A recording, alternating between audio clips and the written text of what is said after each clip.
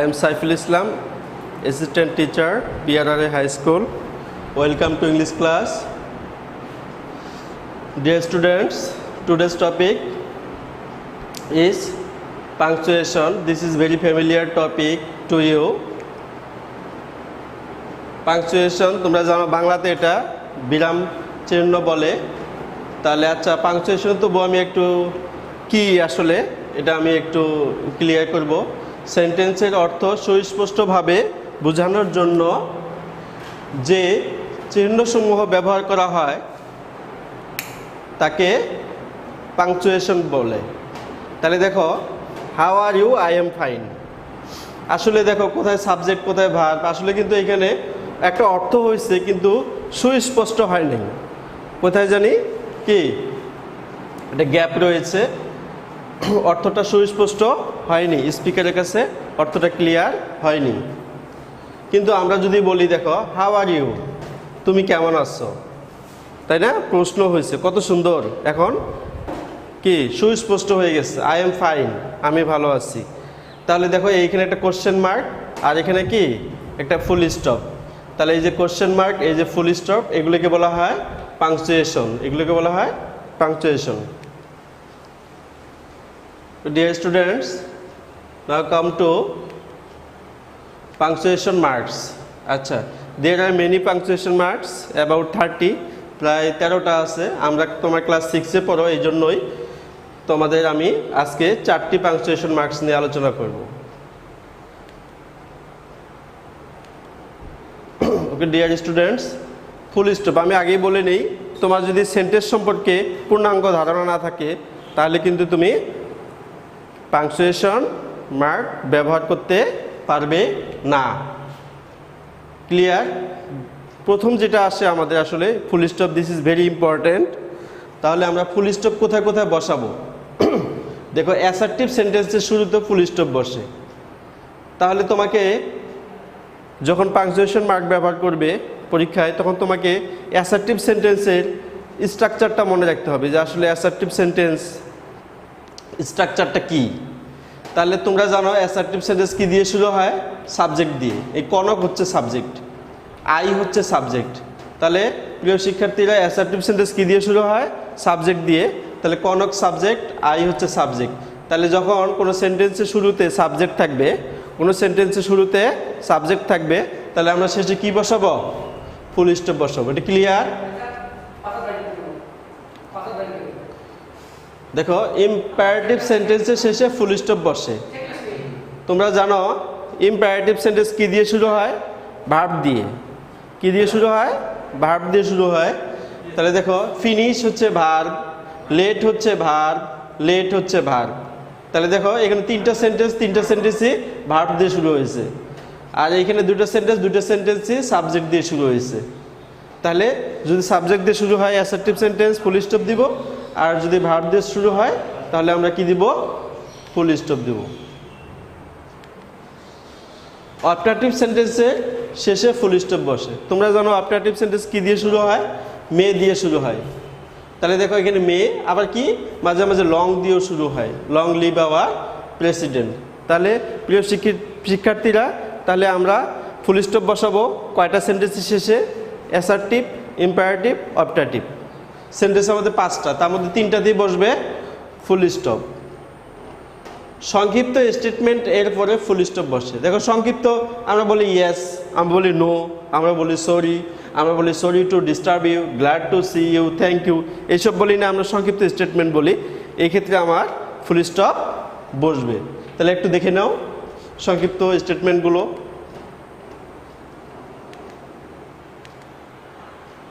Question mark, this is very important. তোমার যদি এই স্ট্রাকচার মনে না থাকে তাহলে তুমি কি করতে পারবে না?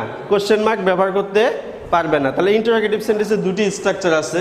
দেখো, একটা শুরু হয় অক্সিলারি ভার্ব দিয়ে, আর একটা শুরু হয় WH ওয়ার্ড দিয়ে। WH ওয়ার্ড বলতে who, whom, what, which, how, where, when. তাহলে যদি কোনো সেন্টেন্স অক্সিলারি ভার্ব দিয়ে শুরু হয়, অক্সিলারি ভার্বগুলো তোমরা জানো, am, is, are, was, were, have, has, had, can, could, এগুলো হচ্ছে অক্সিলারি ভার্ব দিয়ে শুরু হলে আমরা কি বসাবো? এখানে কোশ্চেন মার্ক বসাবো। WH ওয়ার্ড দিয়ে যেমন how are you, when will you go to school, তাহলে আমরা কোশ্চেন মার্ক বসাবো। তাহলে এটা ক্লিয়ার তোমরা? আমি একটু দ্রুতই আগাচ্ছি কারণ তোমাদের এগুলো ফ্যামিলিয়ার টপিক, এগুলো তোমরা 2, 3, 4, 5 থেকে শিখে আসছো।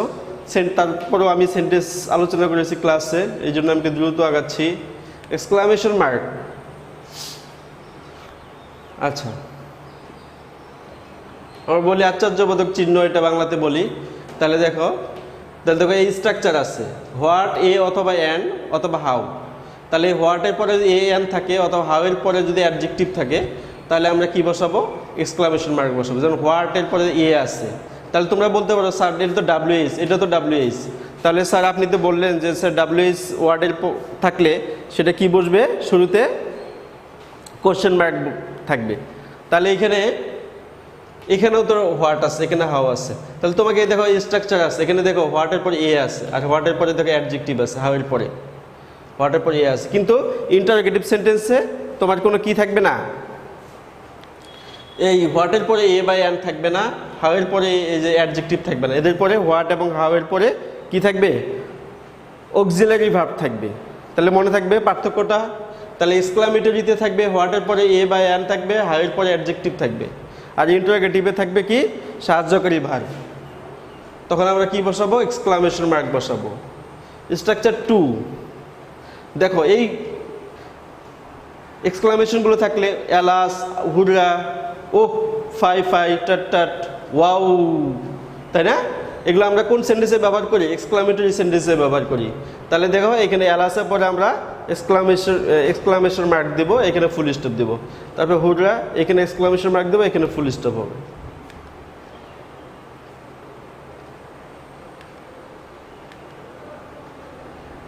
তিন নং স্ট্রাকচার এক্সক্লামেটরি সেন্টেন্সে, if, would that plus subject plus verb. তাহলে দেখো if I were a bird, would that I could join the party. তাহলে উড দ্যাট দিয়ে অথবা ইফ দিয়ে যদি কোনো সেন্টেন্স শুরু হয় এরকম, এবং এরপরে যদি যেরকম ভার্ব থাকে, তাহলে আমাদের কি হবে? এক্সক্লামেটরি মার্ক হবে।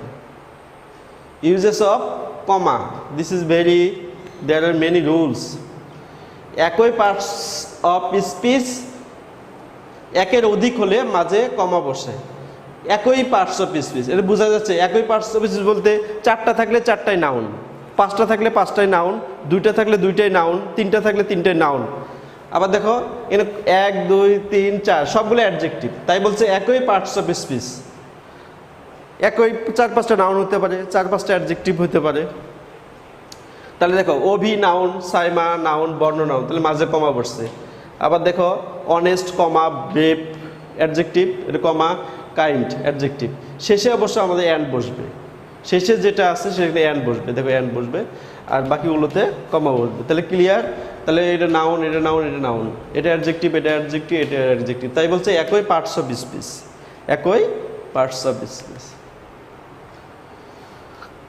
এটা খুবই একটা গুরুত্বপূর্ণ, এটা তোমরা খুবই ভুল করো। আচ্ছা, এইটা বাদ, এটা আমরা শিখবো না। যদি শুরুতে দেখো সিন্স, অ্যাজ, বিকজ, ইফ, দো, although, when, where, how, why, এগুলো যদি শুরুতে থাকে, এগুলো যদি কি থাকে? শুরুতে থাকে। দেখো ইফ শুরুতে আছে, তাহলে মাঝে কমা বসবে। তাহলে হোয়েন দেখো শুরুতে আছে, দুটো সেন্টেন্সের মাঝে আছে, দেখো দুটো সেন্টেন্সকে যুক্ত করছে, তাহলে দেখো মাঝে কমা বসবে। দুটো হোয়েন দেখো দুটো সেন্টেন্সের শুরু, এই যে একটা সেন্টেন্স, এই যে একটা সেন্টেন্স, হ্যাঁ, এই যে Hasan mention the topic, everybody supported it. তাহলে দেখো দুটো সেন্টেন্সকে এখানে যুক্ত করছে, তাহলে হোয়েন, তাহলে এখানে মাঝে কমা বসবে, এখানে কমা বসবে। Clear? Since it is many years, since প্রথমে বসছে, আবার দুটো সেন্টেন্সকে জয়েন করছে, তাহলে এখানে কমা বসবে।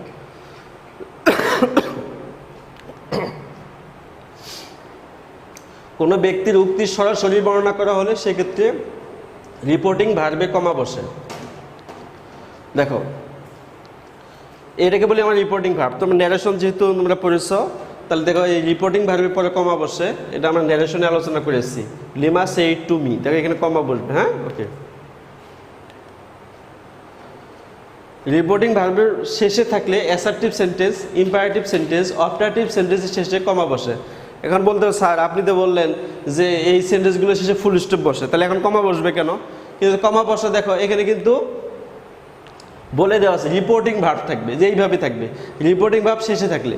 রিপোর্টিং ভার্ব দেখো শেষে আছে, he said, replied the student, the teacher said, said the mother, এগুলো রিপোর্টিং ভার্ব। তোমাদের রিপোর্টিং ভার্ব সম্পর্কে বিস্তারিত বর্ণনা করা হয়েছে ন্যারেশনে। তাহলে এগুলো হচ্ছে রিপোর্টিং ভার্ব। তাহলে রিপোর্টিং ভার্ব যে শেষে থাকে, তাহলে এই যে দেখো এই যে অ্যাসার্টিভ সেন্টেন্স, সাবজেক্ট দিয়ে শুরু হয়েছে, assertive sentence, imperative sentence, operative sentence, তাহলে কমা বসছে। হ্যাঁ, এটা কিন্তু খুব একটা গুরুত্বপূর্ণ জিনিস। তোমরা এটা পরীক্ষায় ক্লাস 10-এর স্টুডেন্টরা এই জিনিসটা ভুল করে, মনে করে কি এটা হচ্ছে তোমার কি অ্যাসার্টিভ সেন্টেন্স, তাহলে ফুল স্টপ বসায় দিই। এটা ইম্পারেটিভ সেন্টেন্স ফুল স্টপ বসাই দিই, অপারেটিভ সেন্টেন্স ফুল স্টপ বসাই দিই। কিন্তু নিয়মটা হচ্ছে এরকম, এই রিপোর্টিং ভার্বটা যদি শেষে থাকে তাহলে আমরা কমা বসাবো। আর এগুলো যদি আবার রিপোর্টিং ভার্বগুলো যদি আবার প্রথমে থাকতো, হি সেইডটা প্রথমে থাকতো, তখন কিন্তু আবার ঠিকই ফুল স্টপ বসতো। তাহলে মনে থাকবে রিপোর্টিং ভার্বটা প্রথমে থাকলে ফুল স্টপ বসবে, রিপোর্টিং ভার্বটা শেষে থাকলে কমা বসবে। দেখ উদাহরণগুলো যেভাবে সেট করা আছে, উদাহরণগুলো তোমরা একটু লিখে লিখে পড়লেই হয়ে যাবে। ইউজেস অফ ক্যাপিটাল লেটার, প্রত্যেক সেন্টেন্সের শুরুতে ক্যাপিটাল লেটার হয়, এটা তোমরা সারা জীবনই জানো, লেখার ছন্দে ছন্দে এসে যায়। যেমন সি, হ্যাঁ আচ্ছা, খালি জাস্ট এগুলো আমি একটু আলোচনা করবো, তোমাদের এগুলো জানাই আছে। দেখো কবিতার প্রত্যেক লাইনই ফুল স্টপ হয়, সেটা এখন তোমার শেষ হোক বা না হোক, প্রত্যেকটা লাইনই কি হবে তোমার ক্যাপিটাল লেটার হবে। তারপর ফুল স্টপ এখানে থাকুক বা না থাকুক, মনে করে যে এখানে ফুল স্টপ নাই, তাহলে মনে হয় এখানে ক্যাপিটাল লেটার হবে না। কিন্তু কবিতা যদি হয়, এটা পয়েম যদি হয়, তাহলে তোমার ফুল স্টপ কোথায় থাকুক থাকুক, এটা কি হবে, এখানে তোমার ক্যাপিটাল লেটার হবে। প্রপার নাউন ক্যাপিটাল লেটার হয়, তোমরা জানো প্রপার নাউন, এটার সম্পর্কে বিস্তারিত আলোচনা করা হয়েছে তোমাদের। প্রপার নাউন হচ্ছে কোনো ব্যক্তি বস্তুর নির্দিষ্ট নাম, কোনো ব্যক্তি বস্তুর প্রাণীর নির্দিষ্ট। যেমন দেখো বাংলাদেশ, রাজশাহী, দিহা, মিহা, লিনা, এগুলো হচ্ছে প্রপার নাউন। দেখো বি, আর, ডি, এম, এগুলো ক্যাপিটাল লেটার হয়েছে। বার, মাস, পদবি, পুস্তকের নাম ক্যাপিটাল লেটার হয়, তোমাকে মুখস্থ লিখতে হবে। এই হেডমাস্টার একটা পদবি, তাহলে এইচটা ক্যাপিটাল লেটার হয়েছে। দেখো অগ্নিবীণা একটা বইয়ের নাম, পুস্তকের নাম ক্যাপিটাল লেটার হয়েছে। আচ্ছা, তাহলে দেখো মানডে, মানডে একটা বারের নাম, মানডে, সানডে সব ক্যাপিটাল লেটার হবে।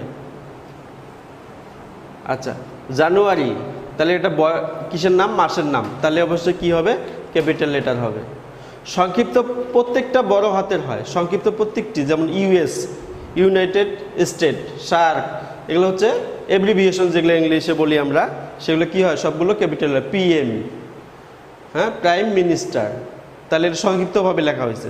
সংক্ষিপ্তভাবে লিখলেই তোমাকে কি দিতে হবে, স্মল লেটারে লেখা যাবে না, ক্যাপিটাল লেটারে লিখতে হবে। ব্যবসা, শিক্ষা প্রতিষ্ঠান, সমিতি ও উৎসবের কোনো ঘটনা, দলের নাম, এদের কয়েকটি ওয়ার্ড থাকলে প্রত্যেকটা ক্যাপিটাল লেটার হয়। যা অ্যাডভান্স পাবলিকেশন, এটা হচ্ছে কিসের নাম,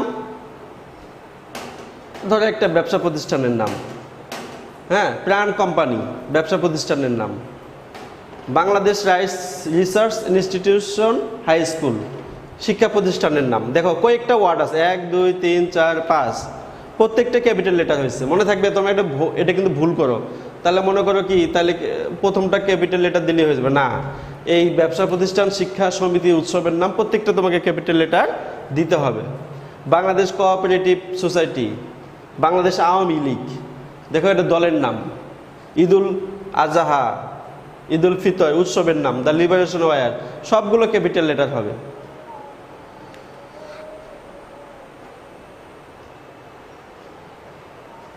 আচ্ছা, শিক্ষার ক্ষেত্রে ভাষার নাম, বিষয়ের নাম, ভাষার নাম, জাহাজের নাম, বিমানের নাম, ট্রেনের নাম, জাতির নাম, আল্লাহ, পত্রিকার নাম, এক্ষেত্রে ক্যাপিটাল লেটার হয়। যেমন দেখো আই স্টাডি ইন ইংলিশ, এটা শিক্ষা প্রতিষ্ঠানের বিষয়ের নাম, তাহলে দেখো বাংলা ক্যাপিটাল লেটার হবে। জাহাজের নাম দা হামজা, হ্যাঁ, বিমানের নাম দা বাংলাদেশ বিমান, জাতির নাম আল্লাহ, ট্রেনের নাম, পত্রিকার নাম, এগুলো সবগুলো ক্যাপিটাল লেটার হবে। চিঠিপত্র সম্বোধন অর্থে ক্যাপিটাল লেটার হয়। যখন তোমরা চিঠি লেখো তখন ডিয়ার, দেখো ডিও বড় হাতের হবে, ডিও বড় হাতের হবে, মায়ে বড় হাতের হবে, মাদারও বড় হাতের হবে, তাহলে এটা ক্যাপিটাল। মনে থাকবে, তোমরা এটা কিন্তু ভুল করো। আমি অনেকগুলো তোমার লেটারে দেখেছি এই যে ডিআর এম ছোটো হাতের, তাহলে এই জিনিসগুলো তোমরা লক্ষ্য রাখবে। আচ্ছা, রিপোর্টেড স্পিচের ইনভার্টেড কমার প্রথম লেটার ক্যাপিটাল হয়। তাহলে দেখো রিপোর্টেড, আমরা জানি এইটুকু হচ্ছে রিপোর্টিং ভার্ব, আর ইনভার্টেড কমার ভিতরের অংশ এটাকে রিপোর্টেড স্পিচ, এগুলো তোমার বিস্তারিত ধারণা আছে। তাহলে দেখো এটা ডাব্লিউটা কিন্তু ছোটো হাতে দিয়ে দাও, তোমরা স্মল লেটার দিয়ে দাও, এটা কিন্তু স্মল লেটার দিয়ে দাও, স্মল লেটার দিয়ে দাও। কিন্তু যদি দেখো রিপোর্টেড স্পিচের প্রথম লেটার কি হয়, ক্যাপিটাল লেটার হবে। হ্যাঁ, okay dear students, thank you.